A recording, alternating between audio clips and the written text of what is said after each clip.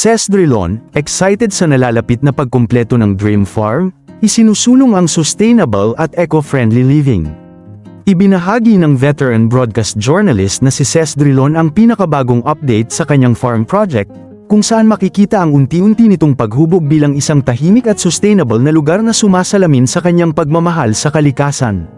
Sa kanyang social media post, inamin ni Ses na marami pa ring kailangang gawin bago tuluyang matapos ang proyekto. Gayunpaman, sinabi niyang ang mismong proseso ng pagbuo nito ang nagdudulot sa kanya ng saya at nagtuturo sa kanya kung paano bitawan ang stress sa araw-araw.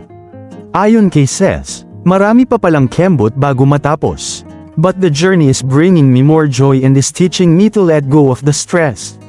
Baka sa Pasko ready na talaga. Isa sa mga ipinagmamalaki niya sa kanyang farm ay ang Riverstone tub na inukit mula sa isang malaking bato mula sa Laguna at ginawa ng mga lokal na craftsmen sa Batangas.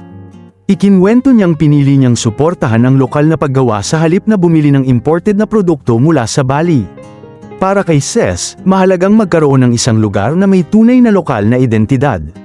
Aniya, nagbibigay ito ng mas authentic na karakter sa kanyang farm habang sinusuportahan din ang lokal na industriya. Hindi lamang kagandahan ang layunin ng kanyang proyekto. Ayon pa sa veteranong mamamahayag, nais niyang mabawasan ang kanyang carbon footprint at makatulong sa pangangalaga ng kalikasan sa pamamagitan ng pagtatanim ng mga puno, pag-compost ng organikong basura, at pagpapalaki ng iba't ibang halaman at herbs na makatutulong sa pagpapayaman ng lupa at carbon sequestration. Sa kanyang post, ipinakita ni Ses Drilon na ang kanyang dream farm ay hindi lamang isang personal na proyekto, kundi isa ring hakbang tungo sa mas responsable at makakalikasang pamumuhay, isang adhikaing umaasa siyang ganap na maisakatuparan bago matapos ang taon.